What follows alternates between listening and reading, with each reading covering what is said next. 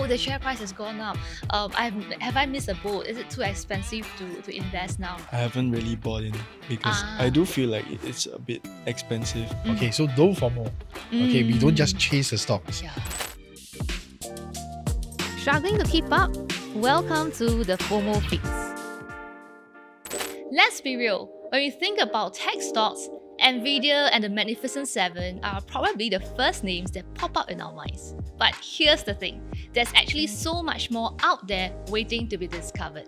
I'm Hazelle from the Joyful Investors, your navigator on this journey to financial empowerment. And in this episode, we're going to uncover some of the hidden gems in the tech space, as well as to help you figure out how you can navigate through tech investing in 2025 and beyond. Joining me today, I've got two special guests, Chang and Huang Shun. Hi everyone. So my name is Dan. I'm actually a SGX Academy speaker as well as a trading representative with Philips Securities. I have been in the industry for I think close to 23 years. Hi, I'm Shun, currently a student and also aspiring to be in the finance sector like Dan. So personally, I've been investing for about a year or two and continuing to learn myself. Very great to have both of you here in this episode. And you know, when you talk about tech, right, the term tech or tech stocks, I find that they are often being just thrown around all over the place, where people will just associate tech stocks with the high growth stocks, the high return stocks. But when we go down deeper into the individual tech companies, right, actually a lot of investors don't really understand what those companies are doing. How are they utilizing tech to help them make money? And I believe one of the reasons is because technology itself is such a broad term, isn't it? It can encompass many different areas. So maybe Dan can start off by helping us to share, how can we break this down to have a better grasp of technology and the different areas that it covers? Sure, absolutely. So what happened is that the word technology, right, is actually a very big maze. Okay, Yeah. but let's just to keep it simple and digestible for retail investors, right? We can think of it like a tree with many branches. Okay, so we can so-called categorize it into two portion. Okay, so think of the trunk. Okay, which what I would call the raw tech, where the fundamental stuff that really power the whole technology sector. I'm not only talking about chip makers like the familiar name like Nvidia, TSMC. Actually, it also encompasses the whole supply chain of the whole semiconductor, okay, from suppliers to assembly, to testing, to even manufacturing, okay. Then on the next category, right, we have the branches, okay. These are the companies that bring technology to us as the end user. Here we are probably talking about cloud computing, internet provider, e-commerce, Internet of Things. It's not only things that we end users sees, okay, but also those companies that support this function, like cybersecurities, data centers, things like that. So yes, technology is a very broad term, but if we want to break it down into the tree and the branches, I think it will be more digestible for the audience, the beginner investors. Correct. I also agree that when it comes to a big sector like technology, it's important to have some kind of mind map, right? You have a trunk, then you have the branches that will really help us to understand more about. How about Shun? What are your thoughts about investing in tech stocks? Do they form a core part of your portfolio currently?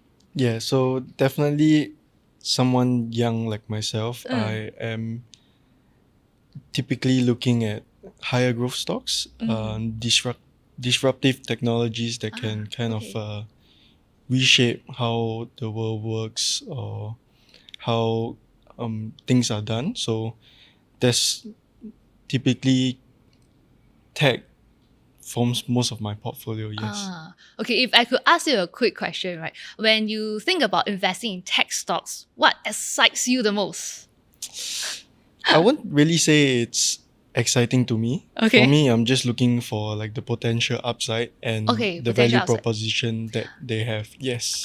Okay. So I guess, returns is something that is crucial, right? That you are looking at, which I think is fair enough because at the end of the day, we invest to build our wealth, right? So in order to build wealth, you need to have the returns. Otherwise, how do you build your wealth? Correct. But above and beyond returns, there are also other core reasons why in today's society, technology has, or rather tech stocks, they have become a really essential part of our diversified portfolio to look at because of the use cases that technology has bring about. So maybe Dan, you can share with us what are some of these underlying core reasons why tech is so important for us. Tech stocks are so important for investors to look at these Right. days. So as Shun has mentioned just now, right? Technology has become such an essential part of our life. When we wake up, we look at our phone, things like that. We open our computer, we tap Yeah. our EasyLink card or our credit card. Everything needs technology. Yes, everything in technology. So on the investment side, right? Usually, when we talk about portfolio management, Yes. we talk about a core portfolio and a satellite portfolio. Okay. Okay. So core portfolio usually consists of companies that are big, they are reliable, okay, and they have solid fundamentals. It's company that you will, like place your last dollar on, and it's usually for long term. Okay, and in this core portfolio, right, technology also play a part. I mean, for example, we can be talking about Microsoft, we can be talking about Google, or even Adobe. Okay, I mean, yes, there is other OS other than Microsoft, but I would say that the majority of the population are still using Microsoft as a OS.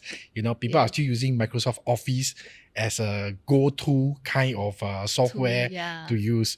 Same for Google. I mean, we have so many browser all over the world, but I would say a majority of them will still be using Google.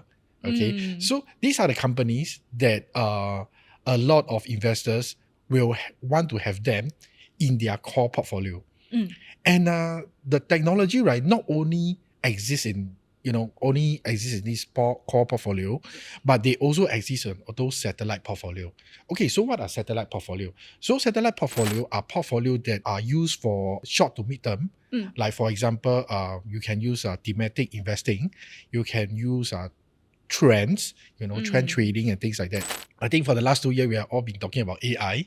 Okay, even before that, we have Internet of Things, NFTs. So if you look back for the past 5 to 10 years, right, technology has always been in some way the trend. Okay, so okay, let's bring it to nowadays, right? AI. Okay, so satellite portfolio, a lot of people would have companies like Palantir, Nvidia, TSMC on all these satellite portfolios. Okay, so yes, technology is really essential part of any serious investors who are really doing serious investings. Yes. Yeah, be it whether it's a core or a satellite portfolio. Yeah, we can't run away from that. Yeah, we right? can't run away from it. And I think one of the very unique advantage of tech as well, the whole sector, generally is because of scalability, right? Yes. So for example, you look at software as a service companies, they are known for their scalability, where they can increase the revenue without having to increase very significantly on their costs, right? The resources. And that explains why they have high margins. So at the end of the day, when these companies have high margins, they're doing well for their earnings, their cash flows, then this eventually will translate to better share price performance for retail investors. And that's why technology, one of the reasons as well, is really very attractive, right? Scalability and like you mentioned, the relevance, right? You wake up, everything that you use is related to technology. Right. Yeah, and generally tech stocks, I would say they are also rather resilient over the long term. Not to say that they wouldn't be impacted in the short term when there's like recession, high inflation. Yes, their financials will also be impacted, but because of the use case, right, where the demand for the tech product services, it just keep increasing over the years, as we have seen the last decade or so. So that's why they're resilient. They have a place here in our society today. Yes, indeed. So, so indeed, tech is really a very core focus for many investors to actually look at. So we have set the stage for understanding more about technology as a sector as a whole. Let's now move deeper into investing in the individual tech companies. And I would say that generally, right, there are two main approaches that investors would take. One is they like to look at the big names, like for example, Nvidia, okay, which we definitely got to talk about in a while, right? Yeah. So that's one approach. Another approach is where investors, they prefer to look at the smaller, younger growth tech companies, right, where they may have very huge growth potential. So let's talk about both approach, but we start off with the first one first, the big names, Nvidia, right? It has been really one of the most popular and widely discussed stocks in the last 1 year or so. For Shun, is this also a stock that you have been looking at? What's your take on investing in Nvidia? Yeah, it's definitely one of the most exciting stocks out there, especially in recent times, right? So currently I've been looking at it, but I haven't really bought in because I do feel like it's a bit expensive. So Okay. probably waiting for like a correction, something like that. Yeah, but it is something that you have always been looking at, especially in the last 1 year or so, right? Yes, People are yes, talking definitely. about it. Actually, Nvidia was also one of the stocks that I recently shared more in detail with my inner community. So I wrote something about that as well. And Nvidia is in the semiconductor industry. And semiconductor, to begin with, actually is very complex, right? If you never go and understand more about it, you would think, okay, semiconductor equals to Nvidia. That's what a lot of people think, right? Yeah, but actually in semiconductor, there's so many other types of companies as Correct. well. And the way that I try and categorize them a bit, although it may not be very comprehensive, but I will see that there are some companies that provide the cheap intellectual property. Then there are Yes. companies that use that IP to go and design the chips. Like for example, Yes. Apple, they do their own designing, but they are fabless, so they can't manufacture. So you need the foundry companies to manufacture because they have the equipment.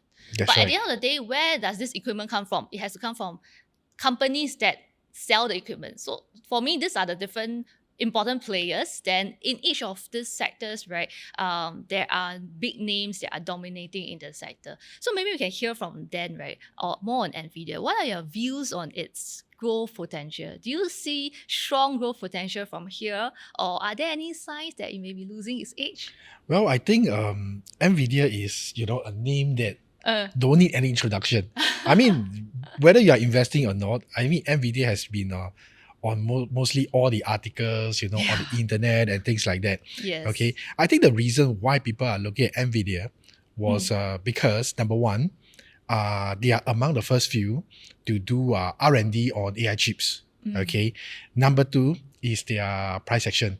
Okay, so back in 2022, right, sometime in I think mid-July or August, actually they are just like any other chip maker, like Intel or AMD. Yeah. Okay, but because they have this first mover advantage on this R&D, we have seen Nvidia price going up like as of last night, I think it's about 1,200% on an adjusted basis. Okay, so it's very impressive. Okay, so what happened is that share price has actually hit a peak, all-time high back in June, where they hit a price of about $140.76.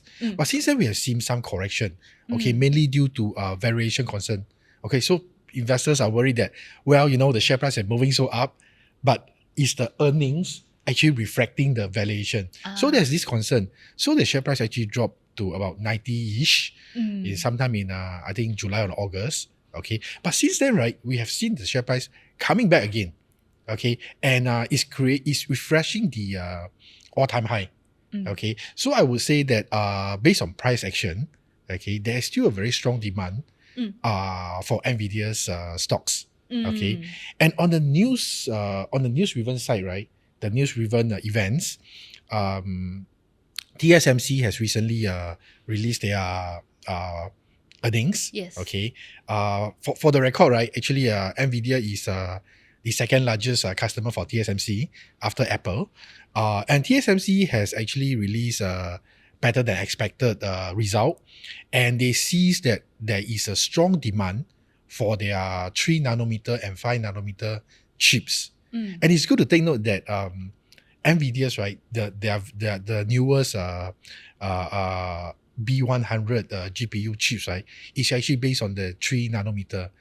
Okay, so indirectly they are trying to say that there's a strong demand from Nvidia. Okay, even the on the outlook, right, the CEO of TSMC has said that I quote him that the AI demand is very real. The demand is real. It's just a beginning. It's a form of scientific to be engineering, and it will continue for many years. Okay, so in this aspect, right, I would like to think that Nvidia, whether it's on a price action basis or on a news driven basis, there's still some growth potential there. Okay, but I mean, we have to be realistic lah. I mean, it's very hard to expect Nvidia to move another 1,200%. Although that's not, it's not that it's not impossible, but it's a tall order. Yeah. But the problem is some investors, right, they will just extrapolate. So they will think, 1,000% means after that I will have another 1,000. So they will just go all in. Right. Yeah, that's one of the problem that some investors may face, right? I think that's where risk management comes in. Really important. Yeah. Yes. So I agree that Nvidia is really a very remarkable company in that although it has achieved success previously in the gaming GPU where it's the market leader, right? But it has not rested on the success. Continues to innovate, like what you say, in R&D, and that's what led to its dominance for the data center GPU for AI application at this moment. So if we take a look at its financial results, right, last time gaming market was the biggest revenue contributor for Nvidia, but right now data center have already overtaken by a huge margin, and that's what's contributed to that very massive growth for their top line, the bottom line in the recent years. Yeah, so Nvidia really, so it's a company that we will also be continuing to focus on as well. So other than the big names, right, we also have the smaller, younger growth companies. For Shun, do you actually look at all these younger growth companies, or for you are still inclined to actually invest in the bigger names? Yeah, definitely. I don't really look at smaller, younger companies. Of course, if I do stumble upon them, I will take an interest. But typically, as a kind of novice, someone that's new, you want to look at the bigger companies and just understand what's going on, because there is a lot more coverage for these companies. So that's true. Okay. as a retail investor that's trying to learn, it's good to start with big companies. And for smaller companies, it usually, for me, it really depends. If I do stumble upon them and I feel like I am confident, I can find the information I need, then I will look at it. Okay. So for beginner investors like Shun, right, who are looking to also diversify into the smaller, younger growth companies, right? What are some of the hidden gems in this tech space, be it in specific industries or any early stage companies? Okay. First of all, I have to concur with Shun in the sense that for beginner investors, right, it's always better to follow the leaders.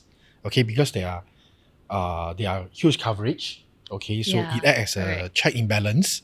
Okay, as for hidden gems, right, it's actually for investors with a slightly higher risk tolerance. Okay, and I think at this moment, it's not easy to find a hidden gem in the US market. Okay, so maybe let's redefine the word hidden gem. Okay, so hidden gem, people will think that it's company that are not in the public eyes, but they are in the trend, the AI theme, the AI stocks. Okay, but let's redefine it in such a way that there are also companies, they are familiar with investors, but investors just don't associate the AI team or the tech team to that company, which result into the share price not moving yet. Yes. So in the US market, right, I think we will find a lot of so-called hidden gem based on the later definition. Okay. I have a few company in mind. One of them is actually, so coincidentally, you have just mentioned just now, is this company called Arm Holding. Okay. So just so you're mentioning that the IP. So Arm Holdings is actually a British semiconductor and software design company.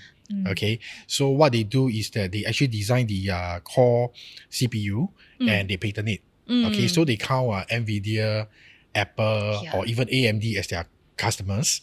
And interestingly, actually Nvidia have a stake in ARMS as well lah. Okay, so if I were to put it in a mind mapping, right, they are actually on the upstream of Nvidia.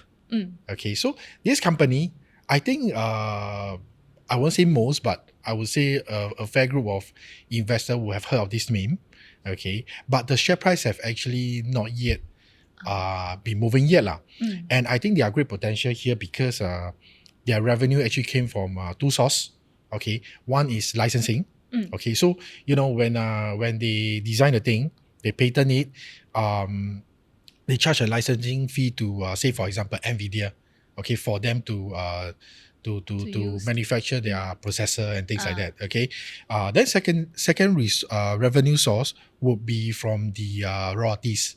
Okay, so for each chip that use these ARMS holding design that is sold by Nvidia, ARMS actually get either a fixed fee or a percentage of the sales per chip. Okay, so that ensures ongoing revenue for ARM holdings. Okay, aside from the one-off licensing fee, things like that. Then on the end user category, right? I would like to think that there's this company that do data center. It's called Digital Realty Trust. Okay, I think the so-called is DLR.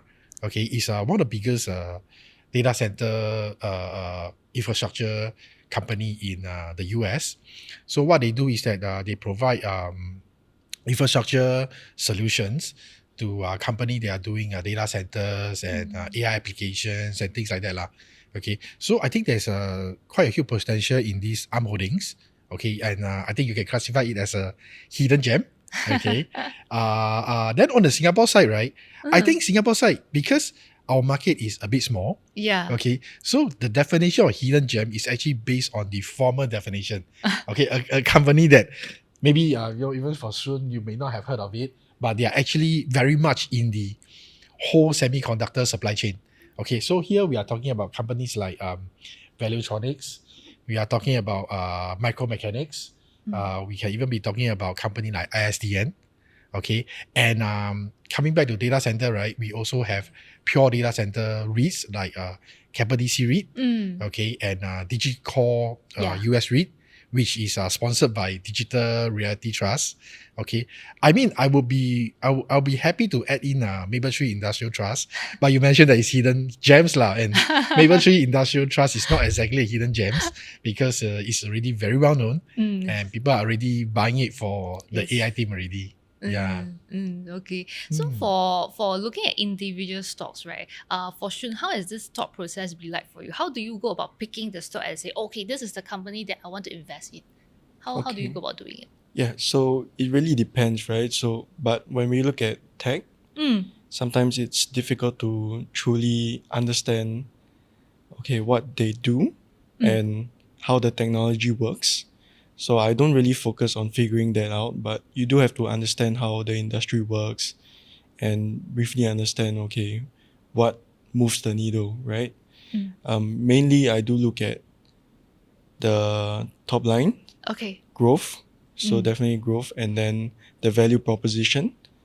So because sometimes when you look at the multiples, you can't really figure anything out because these companies are usually high growth and they're really sacrificing that bottom line for to be at a much larger scale. So it's usually a long-term play. So you look at if they are able to deliver on what they say they will do, and if you think their value proposition is attractive enough for you. Okay. On value proposition, how do you actually go about doing it? Like, what are the things that you look at? Like, how do you deem like the value proposition as attractive for you? Let's say something like a payments processor, like Stripe. Okay. Have you heard of Stripe? Yes. Yeah, so the value proposition is that they are able to provide payments faster and cheaper. So something like that. Okay. In comparison to traditional banking methods. Okay. So maybe then you can share with us, right? Like I think Shun has mentioned some valid points, like for example, look at the top line growth, right? So on top of all this, right, what are the other metrics that investors can actually look at before they decide, okay, I want to invest in this tech company? Well, I think Shun have a very valid point here. I mean, since the start of this podcast, right, we'll be talking about tech being a big maze. Okay, Yeah. a very big word. Tech being a high growth industry. Okay, so if we were to use a traditional fundamental analysis on this sector, right, sometimes it may not be it may not be as effective or efficient as you have put it on maybe a bank stock, or a conglomerate or things like that. Okay. Of course, some of the key metrics for me, I'll be looking at, because tech, right? If you are looking at the raw tech, okay, definitely they have inventory, they have R&D. So these are expenses to them. Okay, so for this type of company, this sub-segment of technology, I'll be looking at revenue growth instead of just the bottom line. Okay. Okay, because R&D can be very expensive. You know what I'm trying to say? Yes. But it's like I won't say it's a one-off, but it's not like it's incurring every month and things like that.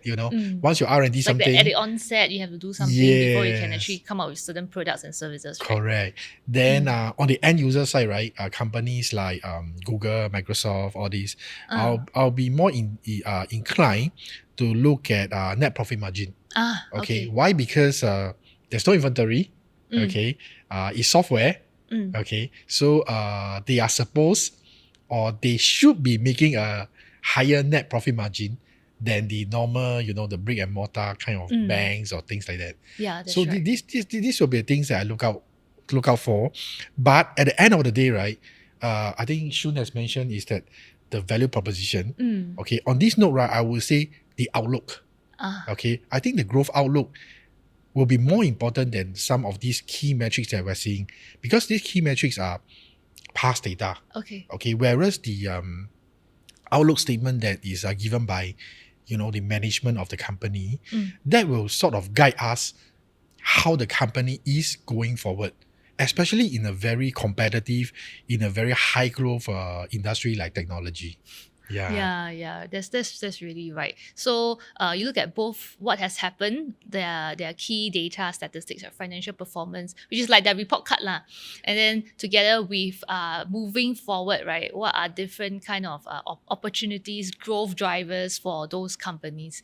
Yeah, and very importantly, you also want to understand the moat as well, right? The company, whether they have any competitive edge and competitive advantage that is better than its competitors. So on this tech sector, there's also a very common debate where some people they think that the valuations are lofty, or some people even say that they are in a bubble territory. But of course, on the other camp, there's others that argue that no, the valuations are justified because of the immense growth potential. So on this, what are both of your take? I think there's one universal rules that apply to investment, be it whether technology or any investment. Okay, that is low risk, low gain. High risk, high gain. Okay? So that is the universal rule. I mean, nobody can break that up. Okay. So we have to realize that technology is a high growth sector. So naturally, the risk will also be relatively higher than some other industry. Okay. I mean, on the average lah. Okay. So how do we manage this risk? I think there are a few ways that we can do it. Number one, the old man saying, never put all your egg in one basket. Okay, diversification. Okay, don't put technology as your one and only sector in the whole portfolio. Okay, number two, which I always tell my client, is position sizing. Okay, you should size your position, your holdings, according to your risk tolerance level. Okay, if you think that you cannot take on so much risk, you reduce your size.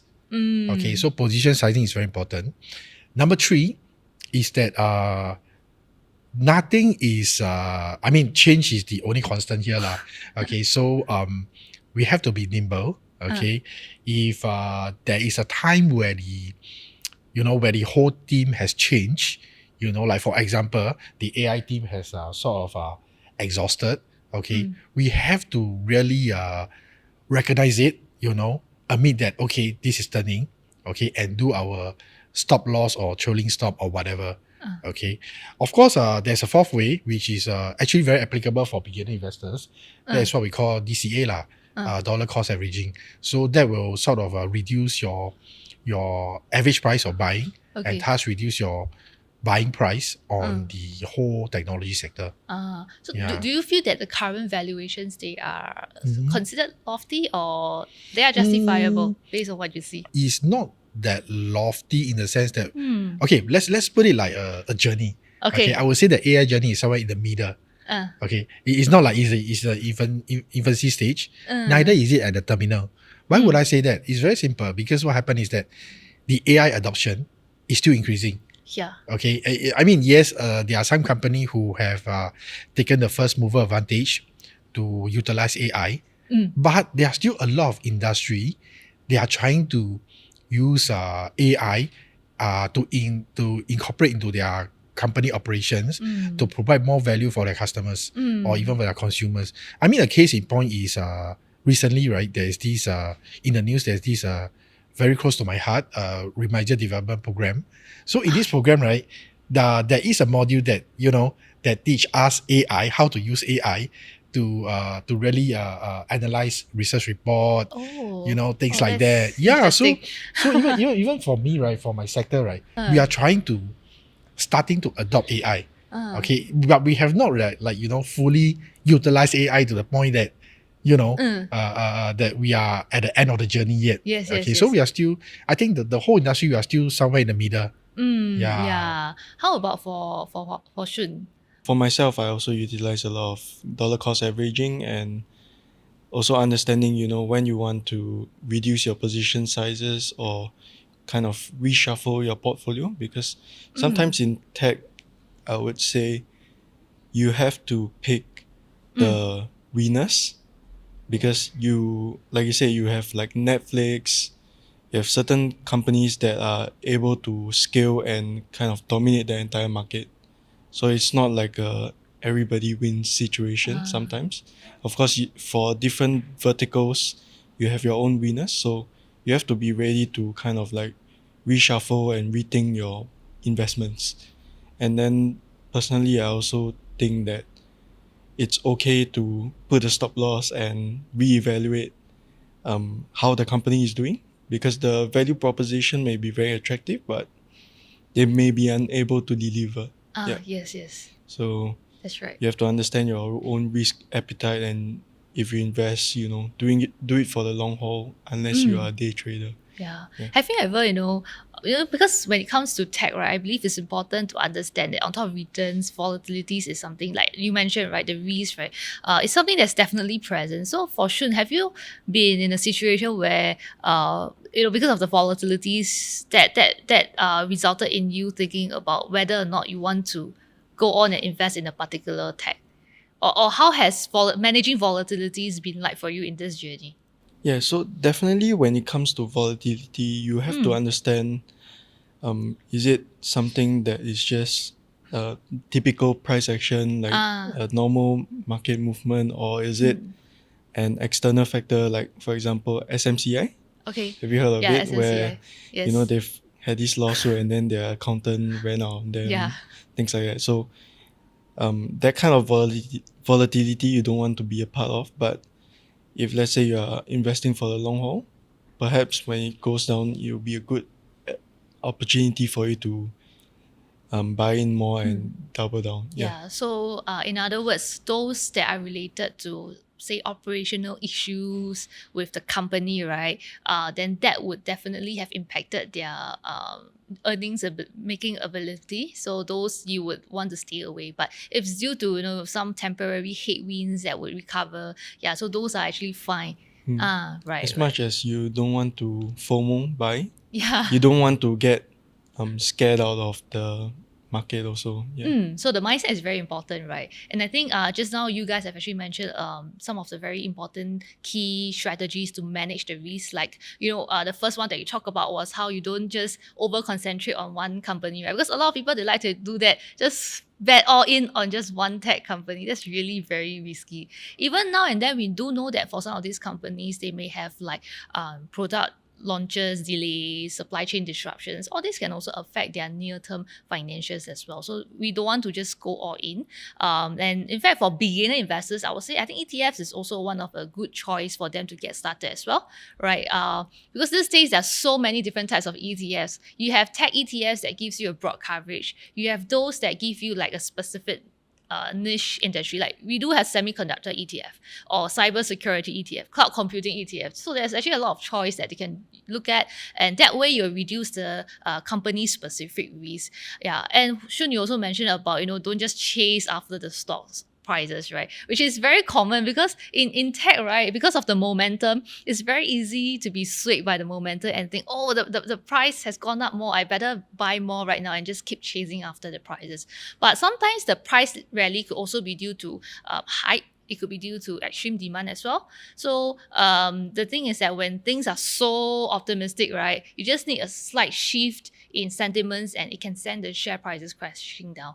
Just like, not sure if you guys heard about that, like recently in October, ASML, the share prices also came crashing down. I believe in one single trading day it was like down by 15% because of some unfavorable outlook. So things like that, actually there are countless of examples that are happening. So we got to actually keep that in check as well. Yeah, and personally myself, what I do is I do apply technical analysis for me.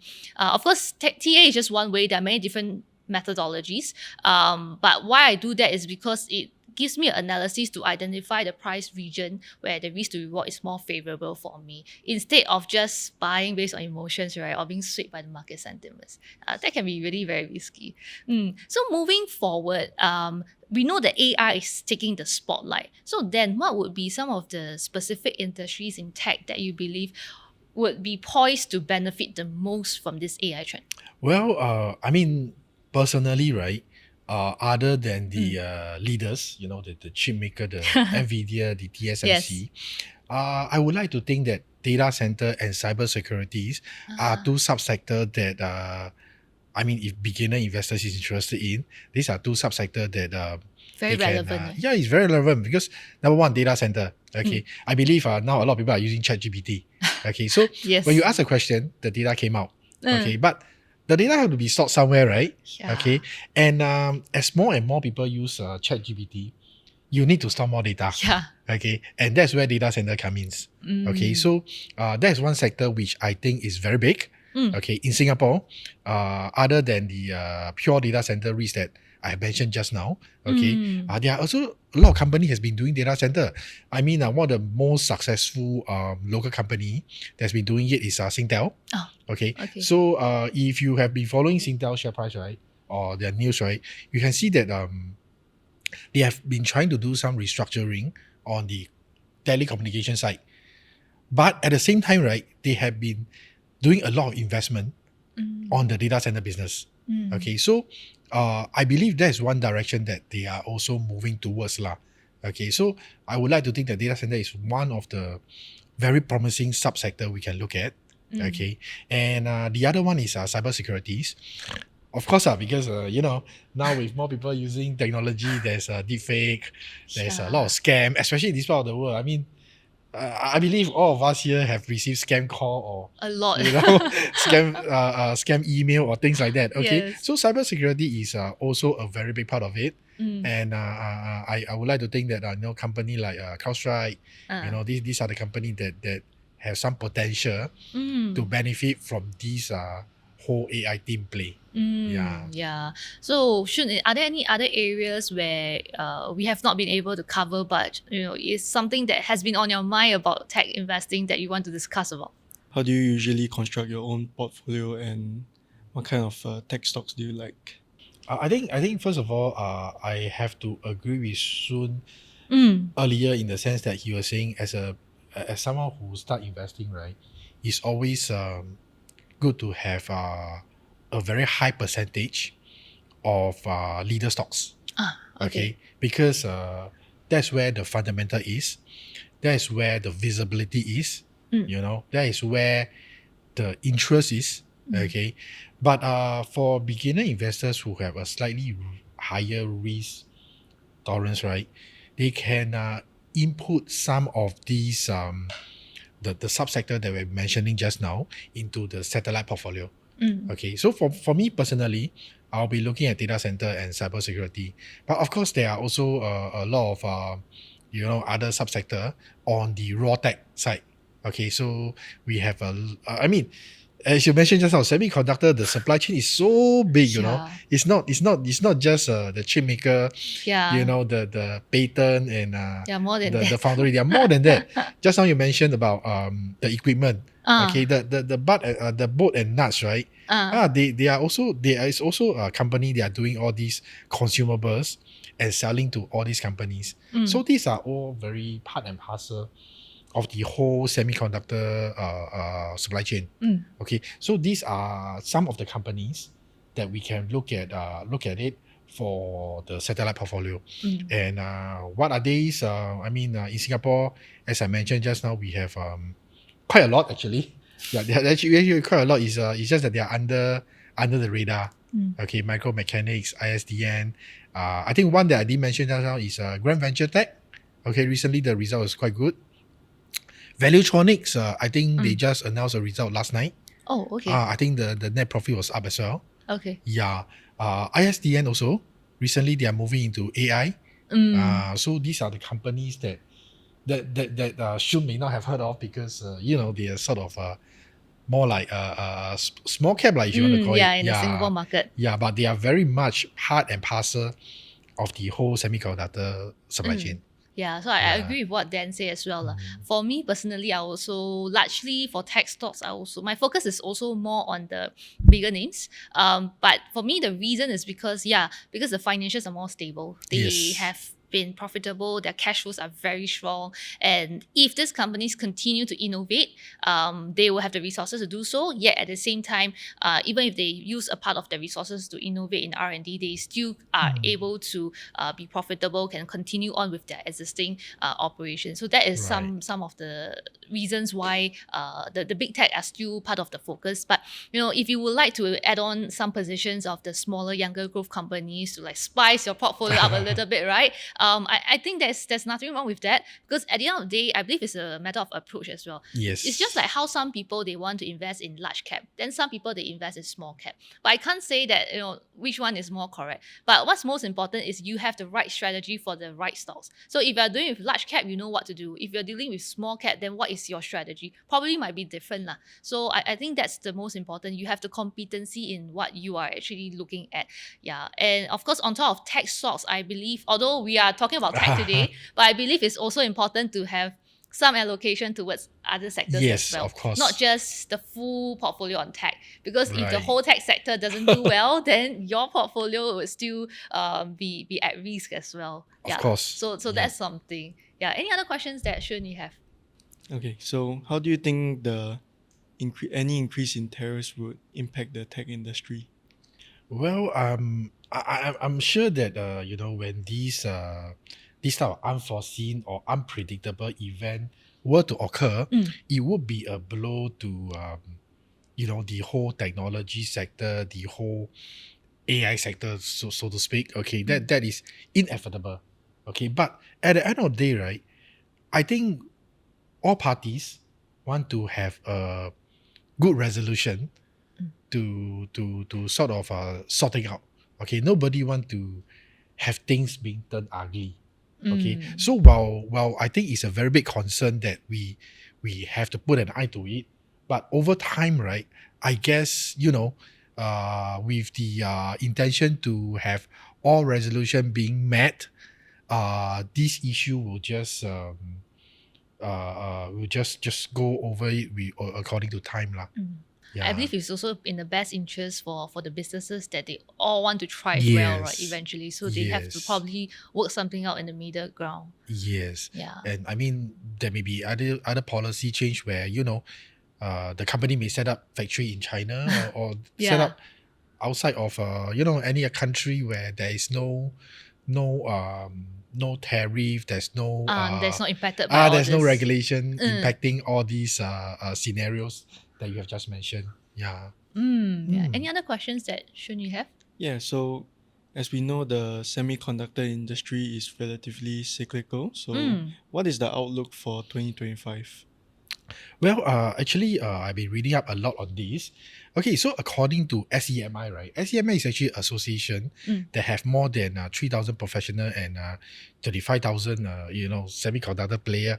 Or they all came up to set up this association. So back in 2023, there's actually an oversupply of chips. Okay, which is why it didn't really take off. I mean, of course, Nvidia going up because they are the leaders. Yes. Okay, but those that are in the lower stream, the downstream of the whole supply chain, right, they are actually not doing as that well. well, so to speak. Okay, because of this supply glut. Okay, this oversupply of chips. And according to this SEMI, 2024 is said to be a recovery year, and 2025 is supposed to be the peak of the cycle. Okay. And indeed, at the end of 2024, we are already seeing a recovery on, the situation of this oversupply of chips. Yeah, so with that in mind, I think 2025 should be quite a good year, I would suppose. Yeah. That's what we are all looking forward Yes, to. correct. Actually, when you talk about tech investing, right, what kind of investor profile would be suitable? Okay, first of all, I would like to say that any investor profile are able to invest in tech. Okay, but there's one very important things to note, which you have mentioned just now. Okay. There are some who prefer big cap, there are some who prefer small cap. But the most important thing is to strike a balance. Okay. So depending on the risk tolerance and of course the interest level, okay, as I mentioned earlier, the core portfolio and the satellite portfolio. Okay, so if you are a more conservative investors, okay, and tech being a high growth sector, you may want to position sizing a smaller portion of it on tech. Okay. But as we have spoken much earlier, tech is almost an essential part of the portfolio. We cannot really do away without tech. Okay, it's very hard. Okay, so any investor profile are suitable for tech. It's just to strike a balance between the position sizing and the diversification. Yeah, right. And earlier we also talked about chasing after the share prices, right? I believe there's also this mindset. Some people, they will worry that, the share price has gone up. Have I missed a boat? Is it too expensive to invest now, right? So I believe such thoughts are actually quite common among investors when it comes to tech stocks. So on this, right, what do you have to say to some of the investors who might have such mindset? What can they actually do? Well, I think there are two important things that I think investors need to realize. One of it is that we have been talking about this throughout the whole podcast. That is FOMO. Okay, so don't FOMO. Okay, we don't just chase the stocks. Yeah. Okay, I mean, when we look at the share price of the stocks. Okay, yes, the company is doing very well. Okay, but the share price has went up a lot. Okay, that is where we need to really determine our risk reward ratio. Okay, we need to make sure that we are comfortable with the risk that we are taking in order to time our entry. Okay, of course, a better way is you don't follow, you don't just chase. You stick to your own discipline method of entry. I mean, for me, I'll be using a TA, I'll be using chart, but I believe there are other people who may be using FA or may be using other key metrics or other technical indicators to so-called time their own entry. But the most important thing is we don't just, because the share price is up, so we have to grab it, things like that. Okay. Then the second very important thing that we need to note is that industry does not equals to company.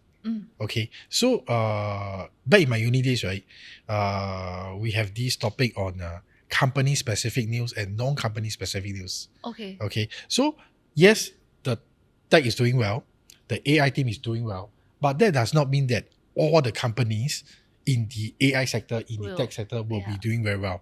Right. I think you mentioned just now ASML. Okay. Other than the weak forecast, actually back in July, right, there's also a big drop. Okay, because there was talk that US is trying to stop them from selling their chip to China. Okay, and I think Shun has mentioned about SMCI.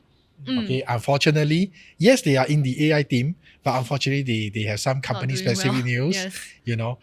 those flawed allegation, I would say, because it's not proven yet, so it's allegation.